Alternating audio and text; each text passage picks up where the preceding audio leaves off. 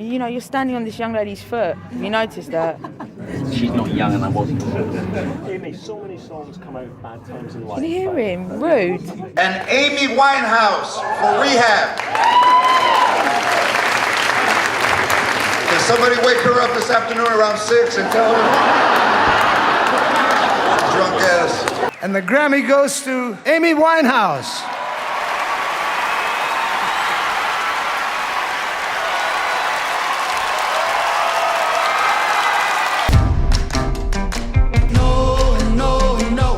Com a gente igual, eu sou a Nath. E eu sou a Isa. O que a gente veio fazer aqui hoje? Hoje a gente veio contar pra vocês por que a internet tá odiando o novo filme da Amy Winehouse. Se você é cronicamente online, assim como nós, você já sabe que uma biopic da Amy Winehouse está a caminho dos cinemas em maio, você já sabe por que a galera está broncando com esse filme, e você já sabe que a Sam Taylor-Johnson, a inimiga número 1 da internet, é a diretora e muitas polêmicas estão em volta desse filme. Mas se você não é cronicamente online, talvez essa polêmica tenha escapado de vocês, mas não criemos pânico, porque as natisas estão aqui pra explicar pra vocês por que a galera odiou a ideia de um filme sobre a vida da cantora britânica Amy Winehouse, que faleceu infelizmente em 2011 aos 27 anos, uma das maiores vozes da geração dela, e por que a galera tá incomodada com esse filme. A gente vai explicar pra vocês o porquê, vamos relembrar um pouco da trajetória da Amy Winehouse aqui e dizer por que a galera tá tão triste com toda essa exploração da morte dela, já que ela foi tão explorada em vida. Se vocês gostam desse tipo de vídeo, saiba que nesse canal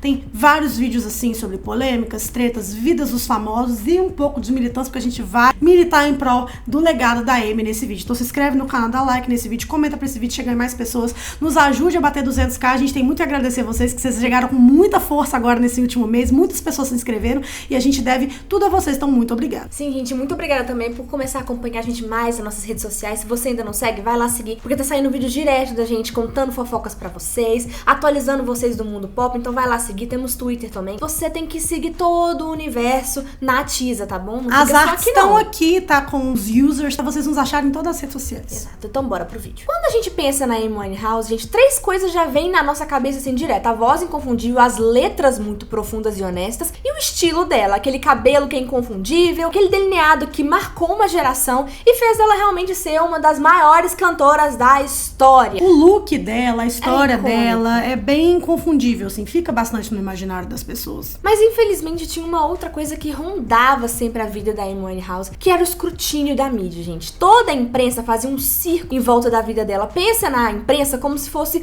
uma pessoa que tá sempre ali tentando transformar a imagem da Amy Winehouse numa palhaça, sempre tentando desrespeitar a imagem e a genialidade dela. E se de um lado, igual a Isadora falou, no imaginário das pessoas, a gente tinha 3 dos grandes pilares que acompanhavam a arte da Amy Winehouse, na sua bela voz, nas suas composições honestas, que não se afugentavam das lutas pessoais com substâncias e seus amores tóxicos, e também o look icônico da Amy Winehouse, que moldou toda uma geração com seu olhar penetrante e seus delineados. A gente também tinha 3 forças por detrás da história da Amy Winehouse que guiava todas as tomadas de decisão da vida dela. O seu relacionamento extremamente conturbado e tóxico com o seu ex-marido Blake, a história de vida dela buscando aceitação com o seu pai, que se separou da sua mãe quando ela ainda era muito jovem, e a morte da sua falecida avó, que foi a maior inspiração de vida da Amy Winehouse. Então, como que essas 3 coisas influenciaram tudo que a Amy Winehouse escolheu pra viver em sua carreira? A Amy Jane Winehouse, como todo mundo sabe, foi uma cantora, compositora e multi-instrumentista britânica que nasceu em 14 de setembro de 83 e foi muito conhecida por seu poderoso e profundo contralto vocal e por sua mistura eclética de gêneros musicais, incluindo soul, jazz, R&B e ritmos caribenhos como o ska. E desde muito jovem, gente, a Amy era uma criança mais disruptiva. Ela não se conformava com o que a sociedade dizia que ela, como uma garota, deveria fazer,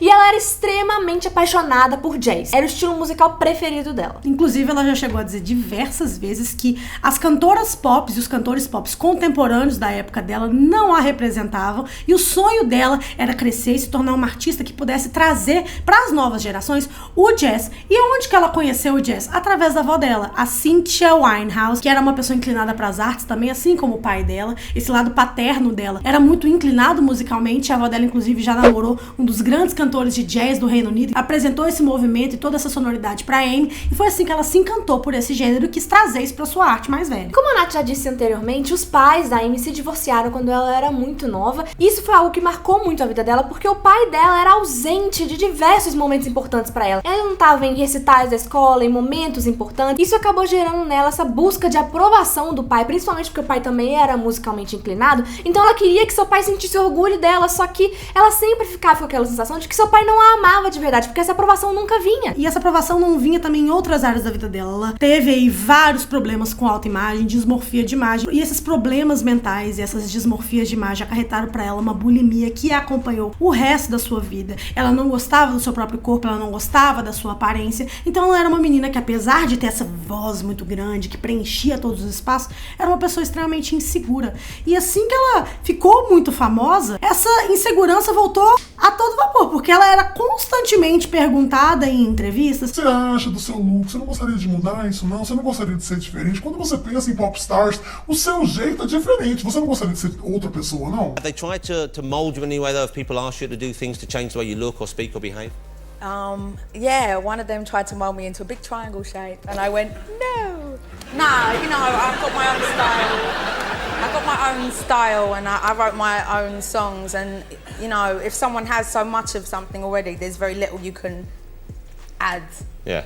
When you think successful female artists in America, you think Beyonce, Christina Aguilera, Shakira. These are all very kind of polished images, you know, these girls step out, they're probably ready for the cover of Vogue magazine, but you yourself, you defied convention, not just with your sound, but also with your look, right? How important is image to your career? I'm not really fussed. I'm very lucky that I got to make the kind of album I wanted to make. That's pretty much it. The rest of it, I'd tell everyone to piss off, so it doesn't really matter, I suppose.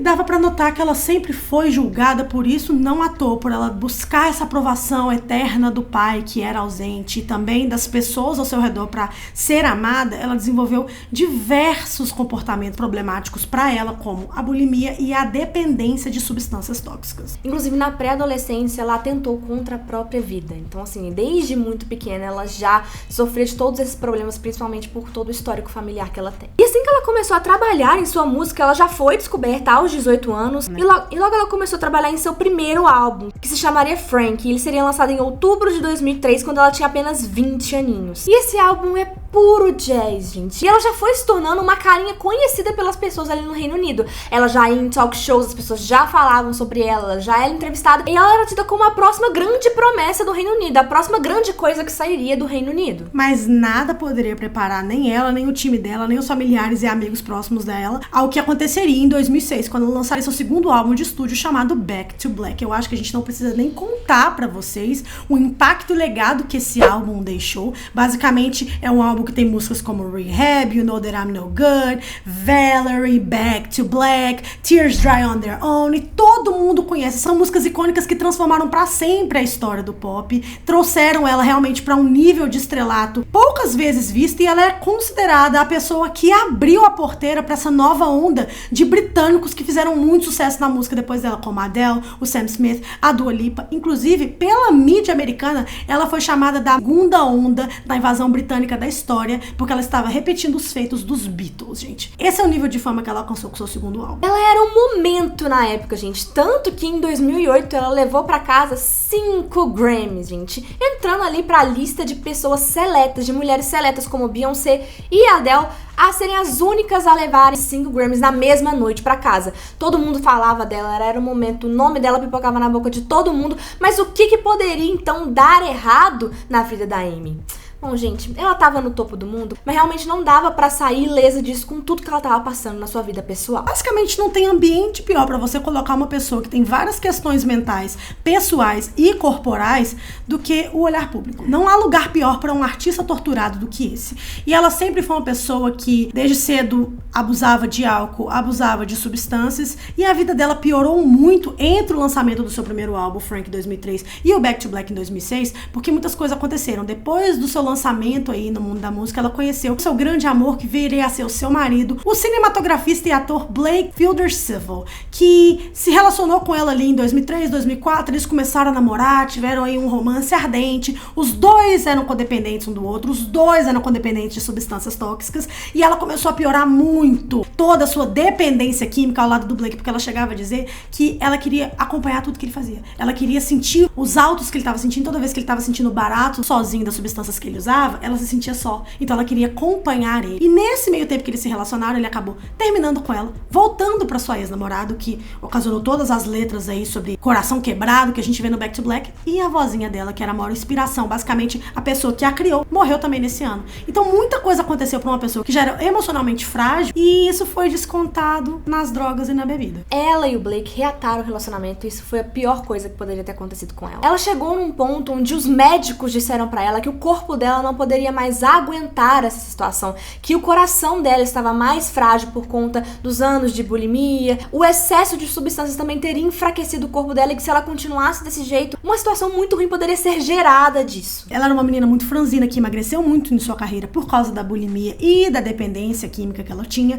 E aí, com o casamento com o Blake, eles pioraram a situação dos dois, que eram usuários. Eles começaram a experimentar substâncias ainda mais pesadas, e essa se tornou a rotina dela, que era uma pessoa emocionalmente vulnerável, que nunca quis a fama para começo de conversa. Ela era uma pessoa que amava música, queria continuar cantando, queria continuar produzindo a arte maravilhosa que ela fez durante a sua vida, só que ela não queria nada daquela fama, das pessoas perseguindo ela, das pessoas se interessando pela vida pessoal dela. Ela só queria poder viver em paz, mas isso é impossível quando você atinge o nível de sucesso dela. Então, assim, quanto mais ferrada de cabeça ela ficava por causa da fama, mais ela descontava nas substâncias como álcool e drogas. Então era muito complicado dela sair daquele lugar. E pra piorar isso tudo, gente, ela não era de qualquer nacionalidade, de qualquer país, ela era da Inglaterra. Ela era britânica, ela estava sob o escrutínio da imprensa britânica. E a gente vai ler aqui algumas das manchetes que a galera fazia sobre ela nos jornais. Amy Winehouse apaga no meio da turnê. Amy Winehouse na rehab. Sim, sim, sim. Amy Winehouse tá fazendo uma linha de roupa, mas quem tá comprando? Gente, a gente já falou aqui algumas vezes sobre a imprensa britânica e como ela é a pior imprensa do mundo. Eles são abutres carniceiros, eles são urubus atrás de carniça de verdade. Eles já mataram pessoas de verdade. Múltiplas pessoas de verdade. Sabe que no mundo inteiro essa cultura do paparazzo, isso existe em todo lugar, mas como na Inglaterra, não existe, gente, em nenhum lugar do mundo. Basicamente, a Amy Winehouse tem uma linha de roupas que ela criou na época que ela tava no seu auge, que vende roupas até hoje. E era tipo a menina dos olhos da Amy. Ela amava isso além da sua arte. E ela ficava super feliz em mostrar as roupinhas dela.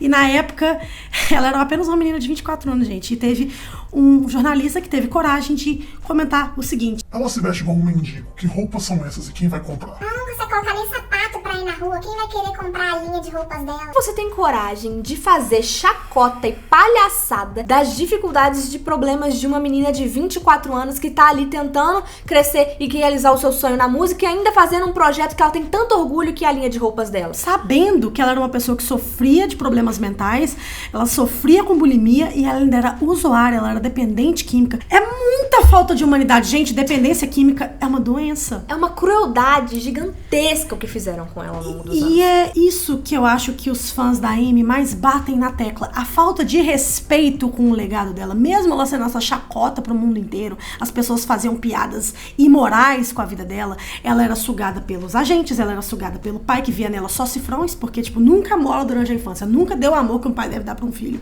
Mas depois que ela se tornou a grande artista que ela se tornou, ele tava lá o tempo todo como empresário dela, sugando da fortuna dela, sugando o tempo dela. Todo mundo em volta dela sabia que ela tinha um problema com substâncias químicas e ninguém fazia nada pra ajudá-la, porque o povo só queria mamar nela em vida. Triste esse caso, porque as mulheres sempre sofrem mais com isso, e o final dessa história você já conhece. Ela, infelizmente, se tornou parte do Clube dos 27, um nome horroroso pra falar da cruel coincidência entre vários artistas da indústria da música que chegaram a óbito aos 27 anos por causa de várias situações muito trágicas, porque ninguém faleceu na cidade é por um motivo legal, ou por um motivo que não foi um acidente ou uma coisa tenebrosa que aconteceu. Mas ela morreu no ano de 2011, numa época que tinha salvação. Sim, quando a gente olhava a trajetória da Amy Winehouse, ela passou por muitos problemas, mas ali pra 2010, 2011, ela parecia estar mais saudável, vamos dizer assim. Ela parecia estar mais feliz. Num lugar melhor. Num lugar melhor. Era o que estava aparecendo pra gente, porque ela tava um pouco mais reclusa com a sua vida pessoal. Ela tava fazendo, tipo assim, duetos com o Tony Bennett, que era um artista que ela admirou a vida inteira. Então ela tava realizando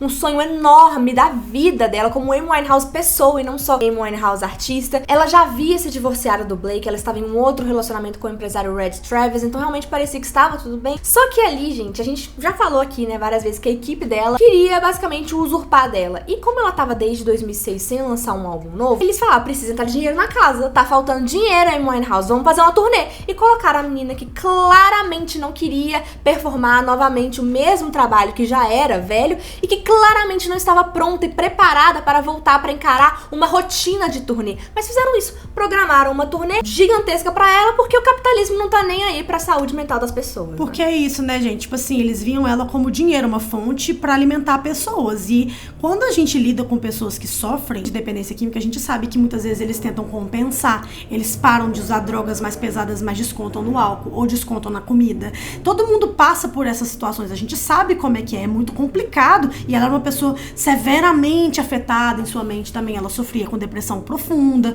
Então ela tava num lugar que ela tava conseguindo se melhorar pouco a pouco, mas ainda muito frágil para encarar uma turnê. E aconteceu o fatídico dia 18 de junho de 2011. A última apresentação de Amy em público aconteceu em um festival em Belgrado, na Sérvia. O show deveria durar muito mais, mas ela chegou 1 hora atrasada, claramente bêbada, e o set inteiro durou mais ou menos 30 minutos. Era fisicamente doloroso de acompanhar esse show, tá, gente? Quem tava lá, a gente tem filmagens hoje em dia, tipo, dava pra ver que ela tava fora de si, que ela não estava querendo estar ali, ela estava muito triste de ter que performar um álbum que já não refletia mais onde ela estava em sua carreira. Durante 5 anos ela foi obrigada a fazer o mesmo álbum, de novo. Ela não queria estar ali, ela não queria cantar para aquelas pessoas, ela foi vaiada, ela foi desrespeitada, o que a gente até entende, as pessoas estão pagando para ver um show e a pessoa não está apta, e depois eles cancelaram a turnê, porque obviamente ela não estava em condições. Só que na época, em vez das pessoas estenderem graça à vida dela, eles apenas fizeram mais chacota. E claramente esse show foi um pedido de socorro, um grito por ajuda. Ela tava precisando, ela só queria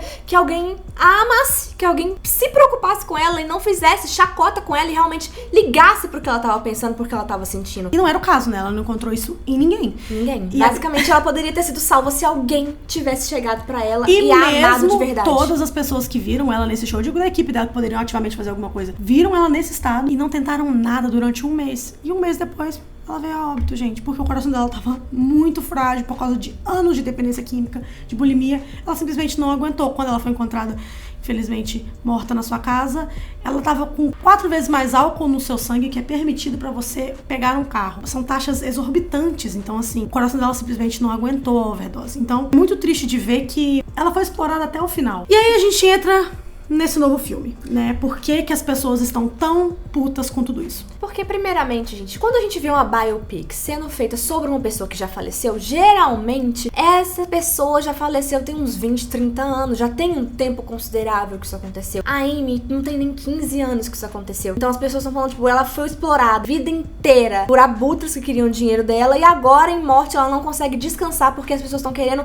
ainda mais continuar abusando e extorquindo dela até hoje. E quando a gente vai olhar pra biopics, gente, são uma forma muito incrível de, quando bem feitas, né, de se homenagear o legado de um artista que faleceu. É muito lindo. Só que a gente vê na história das biopics no cinema, já renderam Oscars para milhares e milhares de atores, tem uma característica muito interessante. Quando se trata de biopics de homens, a gente já teve do Ray Charles, pelo Jamie Foxx, que é um dos meus filmes preferidos da vida. Muito bem feito. A gente já teve biopic sobre o Johnny Cash, que foi muito bem feito. A gente já teve biopic sobre o Freddie Mercury, que foi muito bem feita. A gente já teve biopics de homens e artistas masculinos que faleceram, maravilhosas e incríveis. Muitas pessoas já saíram premiadas por causa desses filmes. Quando a gente vai olhar biopics femininas, ou a gente tem o caso, sei lá, da Marilyn Monroe, filme dela, né, com a Ana de Armas agora, desses últimos anos, que foi basicamente um olhar sexualizado que manchou muito mais do que homenageou a história da Marilyn Monroe, reduzindo ela ao ícone sexual que a imprensa dizia que ela era, mas sem olhar a complexidade da pessoa que ela foi. Ou casos como a Selena, né, a Selena Quintanilha, a cantora, faleceu em 95, assassinada pela sua empresária e parceira de negócios, que foi o filme que catapultou a carreira da Jennifer Lopez, que é um filme premiado, que é um filme que a galera gostou muito, que homenageou de forma certa a vida da Selena, só que foi feito 1 ano e meio depois dela falecer. Ou seja, as pessoas estavam querendo explorar a imagem dela e não esperaram nem 1 ano pra fazer isso, pra começar a organizar ali um projeto e um filme. Com mulheres, gente, o desrespeito é sempre maior. E aí a gente vai olhar agora também, a pessoa que tá por trás desse projeto é a Sam Taylor Johnson, que fez filmes aí como 50 Tons de Cinza, o primeiro, né, da franquia, O Garoto de Liverpool. Ela é uma diretora britânica, que obviamente deve ter uma proximidade com a história da Amy Winehouse por ser de lá e conhecer mais a Amy Winehouse que o resto do mundo, porque todos os britânicos têm esse senso de orgulho por ela ser de lá. Só que a gente já fez um vídeo aqui sobre o relacionamento dela com o ator também, Aaron Taylor Johnson, e ela não é muito bem quista na internet, porque basicamente ela tem 25 anos a mais do que ele, conheceu ele num set de filmagem quando ele tinha 18 anos, fazendo aí o John Lennon, ou seja, biopics já é meio que a especialidade dela, e hoje eles têm 4 filhas, 2 do primeiro casamento da Sam que ele adotou e outras 2 que eles tiveram aí enquanto casados. E a galera não gosta muito do fato que ela era uma mulher 24 anos mais velha, ela era uma mulher nos 40 anos, que tinha essa dinâmica de poder de ter sido diretora dele e tudo mais, e ter casado com um cara de 18, 19 anos, que ela conheceu aos 17 no set. Ou seja, o problema já começa aí com a diretora escolhida pro projeto. Mas as pessoas que estão por trás do projeto estão vendendo o filme como um filme bom, que tá sendo bem feito, que tá sendo bem produzido, com pessoas muito competentes por trás. E eles prometem não esvaziar a vida da Amy Winehouse, como a gente já viu em outras biopics. O longa vai se chamar Back to Black e ele promete uma imersão profunda na época mais vibrante e criativa da cantora em Londres no início dos anos 2000, até a sua ascensão meteórica à fama global. E o filme não vai se limitar a ser uma narrativa linear da vida da Amy. Na verdade, ele promete ser uma exploração detalhada da sua jornada criativa e particular, destacando os momentos que definiram seu trabalho e vida pessoal. Então, assim, o filme promete que vai explorar a relação dela com a sua família, com o seu pai, com o Blake, que vão ser bem aprofundadas nos sentimentos da Amy. Eles estão falando que o filme vai ser tudo de bom e já vai chegar agora em maio. Só que saiu, né, mais filmagens promocionais agora, pra promover também o filme pra galera ir pro cinema. E o povo não gostou, gente. Primeiro, obviamente, por causa da Sam Taylor Johnson tá por trás desse projeto, que ela já fez biopics antes que foram criticadas. Agora a chance dessa ser criticada também é alta. Segundo, porque eles acham que eles não vão conseguir passar a profundidade de verdade, porque se ela foi explorada desde sempre, não vão deixar de explorar ela agora. O terceiro é a escolha da atriz. Quem vai assumir o papel principal é a atriz britânica Marisa Abela, e a galera já está criticando demais não só os visuais dela, mas também a voz. Muitas pessoas falaram que a voz não é igual, não porque parece. Geralmente nas biopics que tem canto, eles pegam um ator que é afinado, obviamente, né? Tipo assim, o Joaquin Phoenix cantava igual o Johnny Cash, o Jamie Foxx cantava igualzinho o Ray Charles, só que eles mixam um pouco da voz da pessoa com a voz original do artista. Parece que aqui, apesar da Marisa ser uma pessoa que canta bem e tem um timbre que lembra um pouco da Amy, não é igual, então a galera já tá broncando com isso, porque a voz da Amy era uma coisa, é tipo um tesouro nacional. É único, é uma coisa única, é uma coisa que é um legado realmente dela, que ela deixou e todo mundo lembra, uma das coisas, como a gente disse no início do vídeo, que primeiro vem à nossa mente quando a gente pensa em Amy Winehouse. Então a galera escutou a voz da Marisa e não gostou muito, achou que o timbre dela tá forçado e não tá nada natural. Thought you had so many lessons to learn. I say you don't know what left no time to regret. Say bad. Sem contar que assim que o filme saiu, assim, tipo, ó, vai ter esse longa aqui sobre a Amy. Muitas pessoas tiveram aí ideias pro seu Dreamcast. Algumas pessoas torciam pra Lady Gaga ser escalada, mas aí tem muita gente que contrapõe isso. Gente, a história da vida da Amy Winehouse desde os 18 aos 27. A Lady Gaga é uma mulher de quase 40 anos. Será que casa? Aí também colocaram a Lauren Horeg, né, a do Fifth Harmony. Ela canta bem e tal, mas ela é uma menina latina. A Amy Winehouse era uma judia famosa. Nos tempos de hoje, a galera broncando com muita coisa aí sobre representatividade correta e tal, acho que a galera também não ia gostar. Aí tem o nome que era o mais cotado, que era uma cantora do Reino Unido, a Ray, que fez aí Escapism, que bombou muito no TikTok no ano passado. Ela tem um look parecido com a Amy Winehouse, uma voz diferente com um timbre mais único, e muitas pessoas também falaram isso. Só que tem gente falando de novo desse lugar da Lauren, da representatividade. A Ray é uma menina mixed race, ela é negra, não é a mesma coisa que ser uma judia, então tem várias coisas. Well, I think the more you sing with a British accent, the more Amy Winehouse comparisons are going to come in. That's never a bad comparison. I'm sure you see those all the time. Because I have like similar maybe facial features or things like that here. It's also the voice. Give yourself credit. I don't know, I get insecure with that comparison. I don't think that's like deserved. I think she's like just top tier. Like she's just such a ridiculously incredible artist, and I don't think she can be imitated. O problema maior é que tem gente falando que não é nem o casting, tá? É um dos pontos que a galera levantou também, se incomodaram com a voz da Marisa, a atriz, mas é basicamente isso, esse esvaziamento da vida dela, mesmo que ela já tenha sido explorada antes, eles querem explorar ela ainda mais, sendo que não tem nem 15 anos que ela morreu. Será que eles vão conseguir realmente trazer a profundidade que o filme precisa? Porque o que a galera quer, os fãs dela, é que percebam a importância do legado da Amy e a importância que a gente tem de reescrever a história para que outros artistas não sofram o que a Amy passou. Porque se você vê a Ray, por exemplo, essa cantora, falando da Amy hoje, é num respeito tão grande que essa graça não era dada a Amy Winehouse quando ela estava viva. Então a maior preocupação do público é que os artistas parem de se tornar ícones póstumos, gente. Eles não respeitavam